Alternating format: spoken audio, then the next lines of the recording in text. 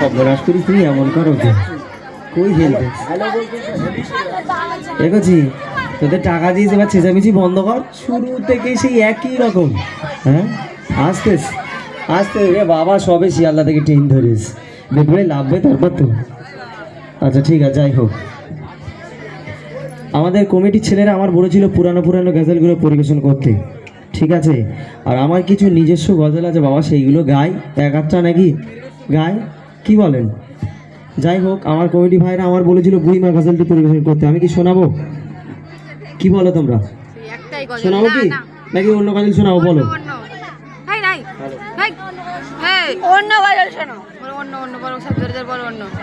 ঠিক আছে, আমি সেই গজল ছোট্ট করে একটু পরিবেশন করে শোনাবো, তারপর মাকে নিয়ে একটি গজল পরিবেশন করেই পরবর্তী শিল্পী আসবে ইনশাআল্লাহ।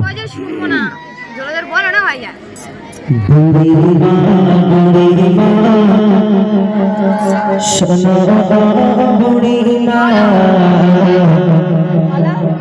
বুড়িমা বুড়িমা সোনা বুড়িমা, কেন কাঁদো মা তুমি কিসের বেদনা মাগো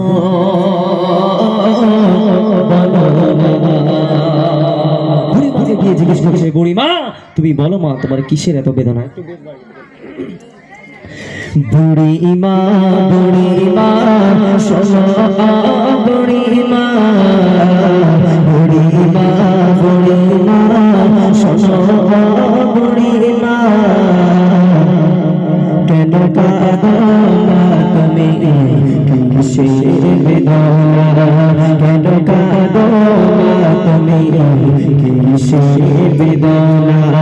বুড়িমা বুড়িমা সোনা বুড়িমা, বুড়িমা বুড়িমা সোনা বুড়িমা, কেন কাঁদো তুমি কিসের বেদনা?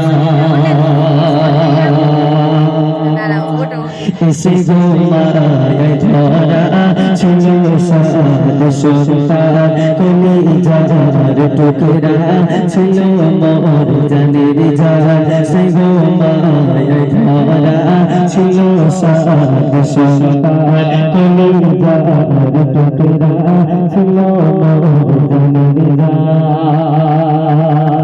হৃদয় ওঝ ধরে ভালোবাসা কারণে আমার ছিল আশা, কিছুই তো জানি না, কিছুই তো জানি না, আমি বড় অসহায়, পথে পথে ঠিকানা, আমি বড় অসহায়, পথে পথে ঠিকানা।